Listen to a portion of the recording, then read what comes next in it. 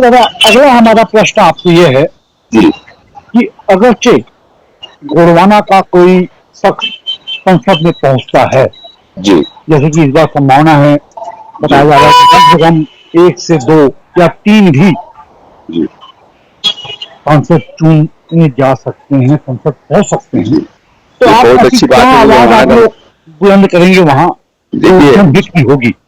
जिस लोकसभा में अगर गोंडवाना गणतंत्र पार्टी के अगर अवसर मान लो जनता देती है और जी प्रदान करती है जनता, तो उनकी बातों को सदन में रखा जाएगा। जो क्षेत्रीय जो इस लोकसभा से अगर उनको लेते हैं तो वहां के जो जनता जिस समस्या से गुजर रहे हैं उस समस्या का समाधान किया जाएगा। और पार्टी जिन मुद्दों को लेकर के सदन पे पहुंचेगी उनको पहली प्राथमिकता के तौर पे 70 दिनों में पहले निराकरण करेगी। जी जी आज मुद्दा गोंडवाना गणतंत्र पार्टी का जल जंगल और जमीन है। जी जल जंगल जमीन के मुद्दे से लड़ते हैं बोलते हैं, लेकिन हमारे जो पदाधिकारी है साहजी समझना बात को कि जल जंगल जमीन को डेफिनेशन कैसे करें। आज बताइए, जल जंगल जमीन की लड़ाई हमारे दादा ने कहा जल जंगल जमीन की लड़ाई लड़ती है गोंडवाना गणतंत्र पार्टी, लेकिन तुम से पूछो जल जंगल जमीन की लड़ाई क्या है, तो डेफिनेशन करने में बहुत ही असहाय होते हैं। दादा का बहुत दूर का सोच था गोंडवाना गणतंत्र पार्टी जो संस्थापक है मरकाम दादा रहे। जल आज देखिए, जल आप चाहे रायपुर हो, चाहे बिलासपुर हो, चाहे महासमुंद हो, जिला जो मानते हैं जिला जगह जहाँ आसपास के पंचायत भी होते हैं, ऐसे जगहों में जल कर लगाया जाता है। देखिए, आपका घर का भी टैक्स आता होगा, 2400 रुपए 1 साल का जल कर आप जमा करते हैं, ये पब्लिक हमारी जमा करती है ना। और आप बताइए, इस देश में पूरा देश जो एक समय था कि पानी को पिलाना सवाब का काम माना जाता था, है ना, आज उसको व्यापारिक रूप दे करके ऐसे 70 दिन बैठे हुए हैं जो उनको ऐसे लाइसेंस दे करके उन जमीनों पे जगहों पे लाइसेंस दे करके पानी पहुंच बना करके पानी को बेचा जा रहा है।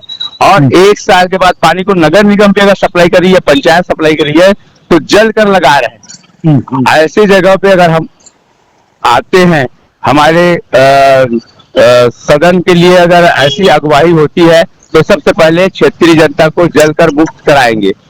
अब ये पहली बात हुई कि भाई जल जंगल और जमीन में जल का क्या महत्व है, तो जल से आज हमको टैक्स देना पड़ रहा है, हमारी जनता को देना पड़ रहा है ना।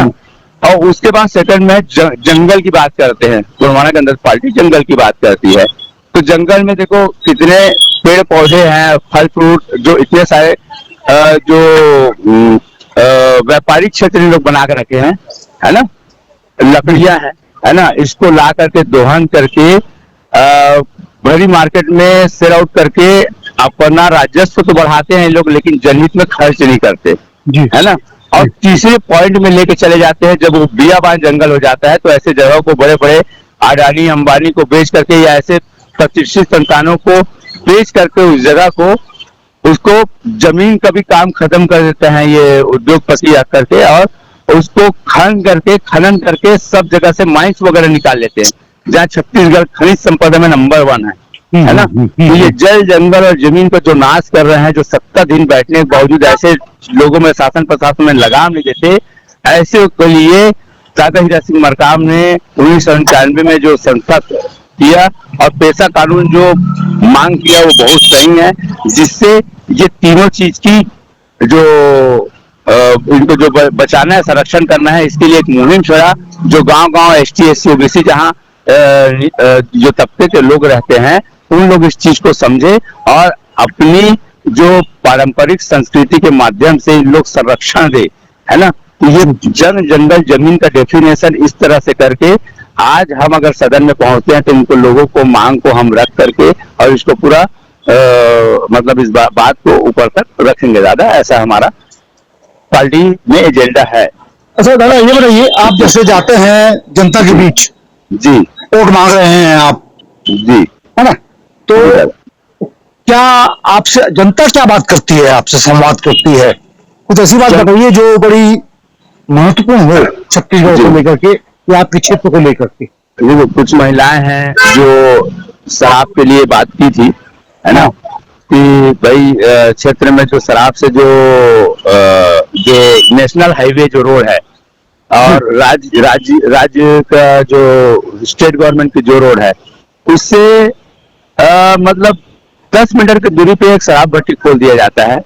और ये हाल तो छत्तीसगढ़ में सभी जो बड़े जिले हैं यहाँ पास का देख भी रहे हैं, है ना। जबकि गवर्नमेंट लाइन में ये है कि 500 मीटर की दूरी, आधा किलोमीटर की दूरी होनी चाहिए स्टेट हाईवे और नेशनल हाईवे से। इसके बावजूद नियम का पालन आबकारी डिपार्टमेंट नहीं करता। इन बातों को लेकर के हम रखे थे, है ना। तो ये और हम ये देख रहे हैं कि ऐसे मतलब आज भी निर्वाचन आयोग इस तरीके से इस तरफ ध्यान नहीं देता कि लुभावने जो वादे होते हैं, है ना। ये हर रायपुर में देख लो, चाहे महासमुंद में देख लो, कांग्रेस बीजेपी 1 लाख रुपए महिलाओं को देंगे, 1,15,000 रुपए देंगे, ऐसे लुभावने प्रवचन दे करके पार्षदों से और अपने जो जनप्रतिनिधि है उस क्षेत्र के, उनसे फॉर्म भरवा रहे महिलाओं से, जो कि एकदम गलत है। ये इसको तो क्लियर बंद कर देना चाहिए। भाई देखिए अगर को कि अभी लगता है आग बंद हो गई है। हाँ, बंद हो गई है। बताइए, इनको कम से कम लगाम कसना चाहिए। ऐसे फॉर्म के दरमियान तो कम से कम ऐसा कोई काम नहीं होना चाहिए। जी जी। और बस देखे हैं दादा हम कि महत्व जो है ना, तीसरे पार्टी के रूप में जरूर गोवा के अंदर पार्टी आ रही है, लेकिन ये सिर्फ माउथ पब्लिसिटी है। और एक मीडिया को देखेंगे ना तो मीडिया इस चीज में हिचकता है, जब कोई बात रखती है गोरवाना गणतंत्र पार्टी के जनसेवक लोग, तो बात को पीछे कर देते हैं कि भाई देखो, जो चीज सही है, जो हक अधिकार की बात है, उसको तो कम से कम रखे। जनता को इस बीच ले जाने के लिए चौथे स्तंभ के रूप में जाना जाता है। मतलब आपके जो मीडिया है, जो प्रिंट मीडिया हो चाहे सोशल मीडिया हो, है ना, ये चौथा स्तंभ है। इनको सही तरीके से बात रखने की एक जो सिस्टम बनाना चाहिए वो रखना चाहिए। जो अखिल भारतीय पत्रकार कानून व्यवस्था जो लाए थे, इनके भी हक अधिकार की बात की हम समय समय पे खड़े हैं, है ना। तो हर वर्ग के लिए खड़े हैं दादा हम। ऐसा नहीं है किसी एक वर्ग के लिए लड़े, हम हर वर्ग के लिए, हर समाज के लिए और हर लोगों के लिए, चाहे महिला पुरुष है, कहीं भेदभाव ना करते हुए उनकी बातों को, तकलीफ को कम से कम हम ले करके और उसका निपटान के लिए चले। हमारा तो एक ही उद्देश्य है, दादाजी ने भी कहा है कि जियो, है ना, और दूसरों को जीने के लिए आप ललायत करो। जी जी दादा, बिल्कुल बिल्कुल। अच्छा दादा, कृपया हमारे दर्शकों को, पाठकों को हम चाहते हैं कि आप जो रिव्यू करवाएं जी, तो आप अपने शब्दों में अपना परिचय दें, अपने शिक्षा दिशा के बारे में थोड़ा बताएं, अपने संघर्ष के बारे में बताएं। जी जी। मैं फरीद मोहम्मद कुरैशी। मैंने प्राथमिक अपनी जो एजुकेशन है, मैंने पंडित सखाराम दुबे से 1993 में पास आउट किया। मेरे पिताजी के देहांत के बाद, मेरे पिताजी प्राइवेट डॉक्टर थे, दादाजी भी वैद्य रहे, और यहाँ से पिताजी जब 93 में एक्सपायर हो गए, तो मैं चाचा जी के मेरे महासमुंद में चाचा जी रहे, हबीब मोहम्मद कुरैशी जी, और चाचा जी मेरे को अपना दत्तक पुत्र बना करके लेके गए। और महासमुंद में मेरा पढ़ाई 6वीं 7वीं 8वीं, वहाँ मैंने 8वीं ब्रिजराज पाठशाला से पास किया, और 9वीं 10वीं हाई स्कूल, शासकीय हाई स्कूल महासमुंद में प्राप्त किया। 11वीं 12वीं मैंने चंद्राकर स्कूल महासमुंद में पास किया। और पास करने के बाद मैंने 12वीं पास करने के बाद मैं पुनः वापस रायपुर आया। रायपुर में science college, Pandit Ravishankar Shukla university science college में मैंने साइंस CBZ, केमिस्ट्री, बायोलॉजी और जूलॉजी में मैंने पास आउट किया 2003 में। 2003 के बाद राजनीति में कैसे आ गए आप? राजनीति में मैं 2005 के बाद मैं एक एज ए कॉन्ट्रैक्टर रहा 2018 तक मैं कॉन्ट्रैक्टरशिप में रहा। और जब मैं दादा हीरा सिंह मरकाम जब उन्होंने मेरे बारे में सुना, क्योंकि मैं एक कॉन्ट्रैक्टरशिप में सभी जिलों पे घूमता था, तो उन्होंने मेरा टिकट फाइनल कर दिए दादा ने, जिसको मुझे पता चला कि गोरवाना गणतंत्र पार्टी ने मेरे लिए लोकसभा दुर्ग के लिए सीट फाइनल किया है। तो मैंने इस बात को घर पे रखा था, है ना। तो बताया कि देखो एक हमारा जो समाज है, मुस्लिम समाज, हम समुदाय से ताल्लुक रखते हैं, है ना।